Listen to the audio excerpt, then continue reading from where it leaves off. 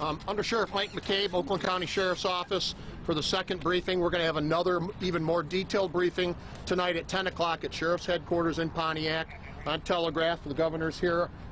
Chief Lyon, retired chief from Waterford, now works for Rochester Hills Fire Department. Major Childs, Major Snary's here. FBI was here. U.S. Marshal, ATF was here. Just to tell you, some of the departments that have assisted us were the Southfield PD, Troy PD, Bloomfield Township PD, Michigan State Police, Oxford Village, FBI, U.S. Marshal, huge amount of fire departments, Lapeer County Sheriff's Office. So, as I told you earlier today, we had about 12:51.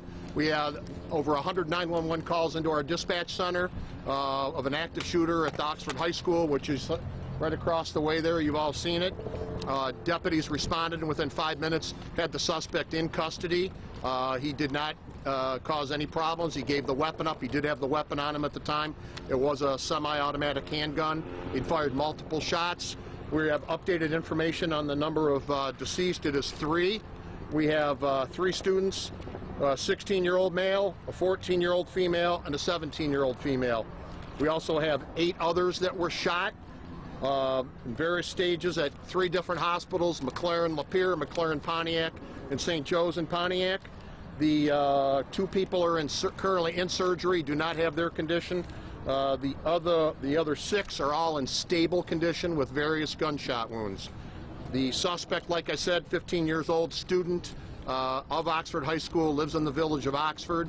And if there's, Governor, if you want to say anything, and then I'll take any questions after that.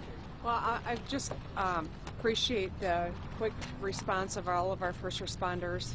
My heart goes out to the families. This is an unimaginable tragedy.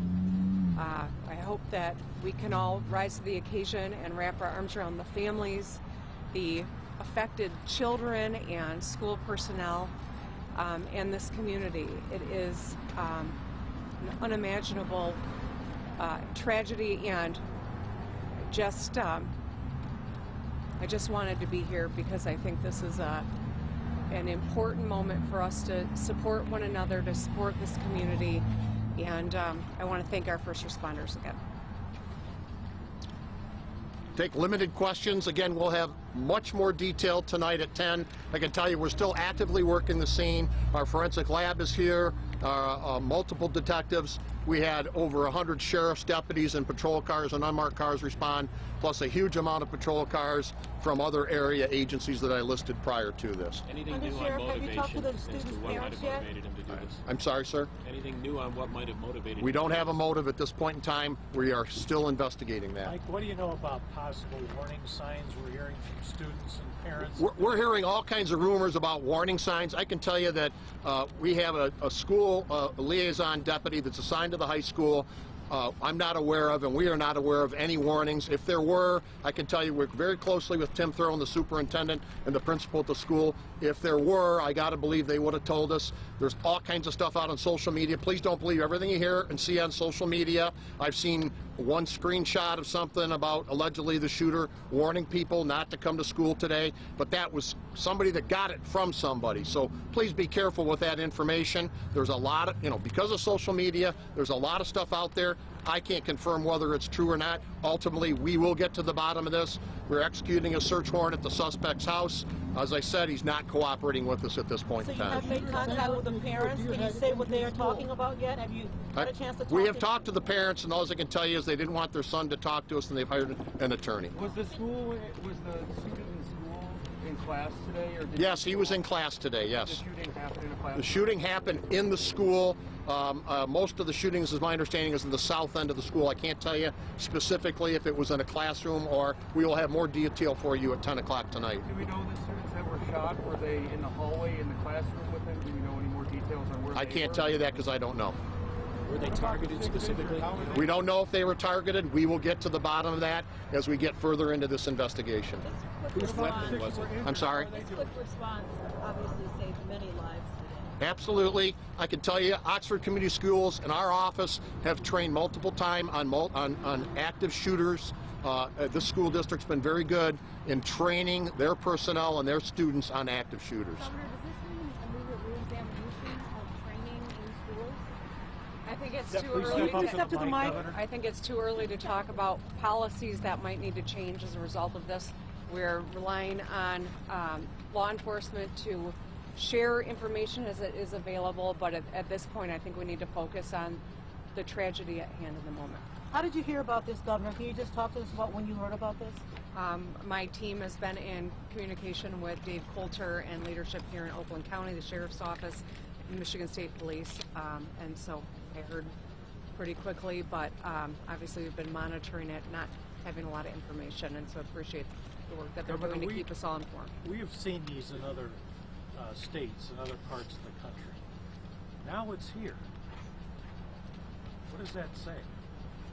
That this is a uniquely American problem that we need to address, but at this juncture, I think we need to focus on the community, the families, supporting all the first responders, including the incredible people at our hospitals that are working so hard to save the lives of those who are fighting for their lives right now. And I can tell you're so deep, and as you should be. You're a mom, and you're a human being. You're so deeply affected by this. Talk to us about that.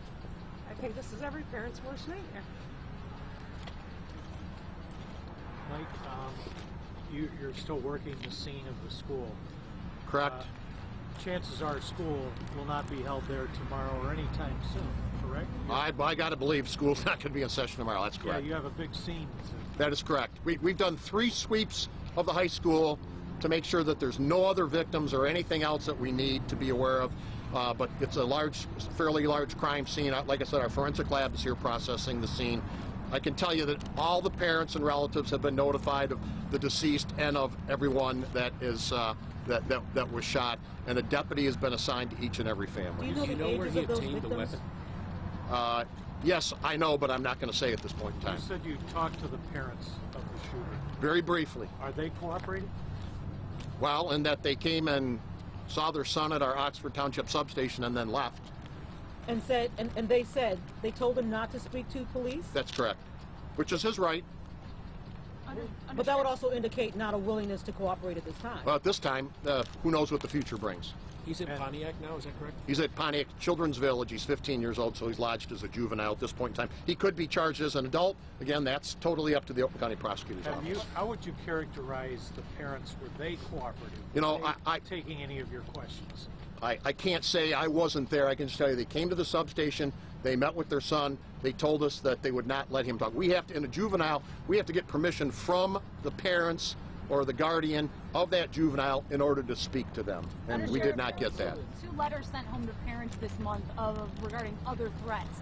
Any indication that they're tied together? No, there's no indication of that. I know a question came up earlier about a deer head incident. This is absolutely unrelated. That was a different incident, a different student. Any indication that this shooter was bullied in school? No indication at this point in time, but, you know, it's ongoing, so I don't know. Do you know whether or not this is a student who had contact with discipline? I got 2 talking at once. Go ahead. What does the school do to make sure guns aren't getting in, and how might that have broken down? Well, we have a deputy assigned to the school full-time, obviously. Not all schools have metal detectors. They have one entrance. This school district has taken great care, in my opinion. I live here. I live about 1.5 miles from here. I can tell you, I know the superintendent personally. He has been very proactive in terms of trying to protect the school district. So I think they've done everything they can. Should every school and every building have metal detectors? You know, it's very expensive, but I can't answer that question. I don't know. Was the deputy on duty the one who actually... Hang on, you go next. How much ammunition did he have on him? He fired multiple shots, somewhere in the area of 15 to 20 at this point in time. Undersheriff, do you know whether or not this is a student who had contact with discipline in the past with this school system? I don't know that. Undersheriff, was it a ghost gun? What, a ghost gun? A gun that was No. No. unregistered? No, I can tell you it was not. Was it? I can't say. I can just tell you it was not a ghost gun. Was it registered to a family member? I'm not going to get into that at this point in time. Was the deputy assigned to the school the one who apprehended The him? deputy and another deputy who also responded were the ones that took him into custody. And you said that was all within 5 minutes. My information is from the time the first call came in to the time he was taken into custody was 5 minutes, approximately 5 minutes. We had over 100 911 calls come into our 911 center. Having said that, can you characterize if they had not intervened within that 5 minutes, this could have been a lot worse and he could have kept shooting, perhaps? You know, I don't know if he ran out of bullets or not at this point in time, so I don't want to speculate. Was the assigned deputy in the building at the time of the shooting? I'm sorry, say it again? Did the assigned deputy, the full-time deputy, encounter the shooter, or was he inside the building when it happened? He and another deputy took him in custody in the building. I'm sorry? Oh, what about the 6 that are injured? Howard, you got any updates on their I've just got the 2 are in surgery. We don't know their conditions, and 6 are in stable condition. There are a total of 11. 3 dead, 8 shot. 8 shot. Correct. Yeah, updated from the last time we were here. Correct. Do you know if there's surveillance video on the school that might assist? There is a lot. This school district does a great job with cameras. There are multiple cameras that detectives are going to have to go through and search. How many LTI is this thing? They're here to give us all the support we need.